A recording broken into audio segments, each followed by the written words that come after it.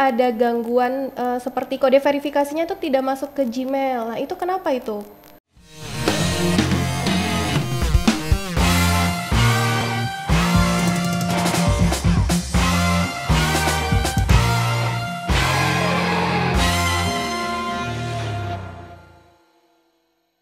Assalamualaikum warahmatullahi wabarakatuh. Selamat datang kembali di Studio 331 dalam acara podcast Ngopak, Ngobrol Pajak.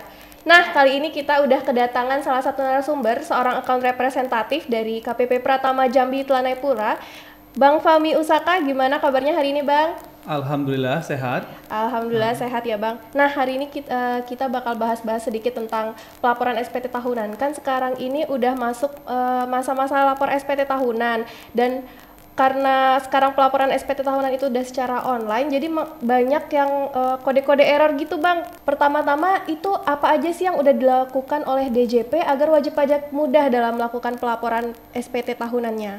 Baik, Direktorat Jenderal Pajak sudah melakukan banyak pengembangan, baik terkait aplikasi. Salah satunya terkait pelaporan. DJP sudah menyediakan sebuah situs yang dinamakan DJP Online. Di situ adalah sebuah media bagi kita untuk mengakses semua pelayanan terkait perpajakan. Nah, pelayanan terkait perpajakan ini ada yang untuk pembayaran, kemudian ada juga untuk pelaporan. Nah, salah satunya ada di DJP Online ini. Berarti di DJP Online itu udah lengkap ya, bisa untuk bayar. Betul. Sekalian untuk lapor. Betul. Jadi semua fasilitas terkait pelayanan, terkait kewajiban perpajakan udah lengkap semuanya di DJP Online. Nah, selama aplikasi DJP Online ini dirilis, respon wajib pajak itu gimana sih terhadap aplikasi itu? Terkait respon dari wajib pajak, banyak wajib pajak yang merespon secara positif terkait penggunaan aplikasi yang sudah dirilis oleh Direktorat Jenderal Pajak.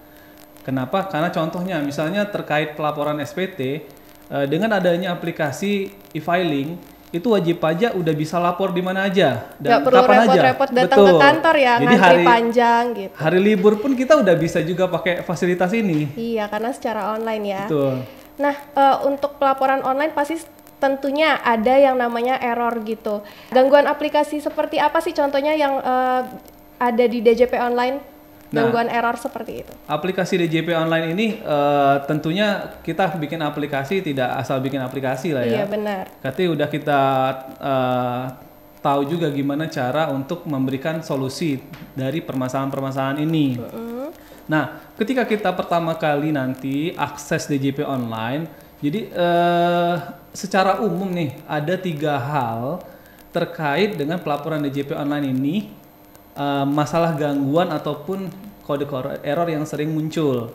Jadi pertama, kadang kode error itu muncul karena kita belum sinkron data profil kita di sistem Dijen Pajak. Iya. Nah, berarti kita harus mensinkronkan data dulu ya, seperti nomor HP, alamat gitu ya. Betul. Nah, itu beberapa contoh lah ya. Kemudian yang kedua, terkait pengisian. Nah, jadi kita kadang ada beberapa hal dalam pengisian SPT itu kita yang tidak sesuai dalam pengisiannya, data-datanya. Mungkin bisa dicontohkan yang tidak sesuai itu seperti apa, Bang Fahmi? Nah, contoh pengisian yang tidak sesuai ini, apakah misalnya contoh ya, dalam pengisian mungkin kita pernah dapat kode EVIN.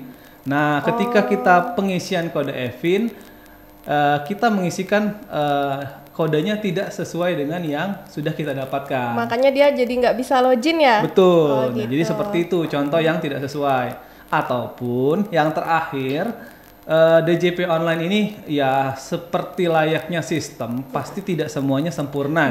Betul. Jadi bisa jadi dari sistem server kita ada satu waktu di mana kita memang lagi crowded gitu. Ataupun mungkin dari sistem si wajib pajak sendiri. Nah, si wajib pajak mungkin jaringannya juga gangguan gitu. Berarti wajib pajak juga harus memastikan kalau jaringannya itu harus oke. Iya, harus oke gitu. Nah, beberapa saat lalu ada gangguan seperti kode verifikasinya itu tidak masuk ke Gmail. Nah, itu kenapa itu, Bang Fahmi? Nah, solusinya seperti apa? Kalau misalnya kode verifikasi tidak masuk ke Gmail ya, misalnya ini kayak link aktivasi ya, link aktivasi tidak masuk ke Gmail. Nah, itu kita bisa salah satunya klik link yang ada di ketika login di DJP Online. Di situ kita klik kembali, kirim kode aktivasi. Kirim ulang berarti ya? Kirim ulang. Ataupun misalnya gini, kadang kita login di DJP Online tapi kita lupa bahwa kita belum registrasi di DJP Online. Iya, sering ya. Bisa muncul seperti itu. Nah, ada juga ketika kita mau isi nih di DJP Online, khususnya untuk pegawai-pegawai. Nah, kadang ketika mengisi bukti potong, NPWP-nya nggak sesuai. NPWP yang di bukti potong itu berarti ya? NPWP si pemungut. Apalagi kan sekarang DJP Online ini sudah update dengan data terbaru, yaitu bendahara sekarang udah daftar baru lagi. Jadi mungkin bisa jadi nomor NPWP bendahara yang baru ini belum dimasukkan, belum sesuai, update ya, belum update. Berarti itu juga jadi salah satu catatan bahwa dipastikan lagi di bukti potongnya udah update semuanya. Betul. NPWP-nya gitu, isiannya juga sudah harus update. Tuh. Untuk kode error lainnya ada lagi nggak? Ada juga kode error lainnya itu misalnya ketika pengisian harta. Nah, waktu pengisian harta daftar isian belum lengkap, muncul juga seperti itu. Nah, itu kenapa ya kira-kira kalau daftar harta? Nah, namanya juga kan keterangannya belum lengkap. Iya, berarti kan harus diisi datanya semua ya. Mesti diisi semua lengkap kan? Iya, benar-benar. Nah, yang belum lengkap itu apa? Yang belum lengkap kadang ketika kita ngisi bukti potong ini belum kita isi. Nah, misalnya khusus untuk e-filing, bukti potong belum diisi, jadi belum lengkap. Belum lengkap ya? Iya.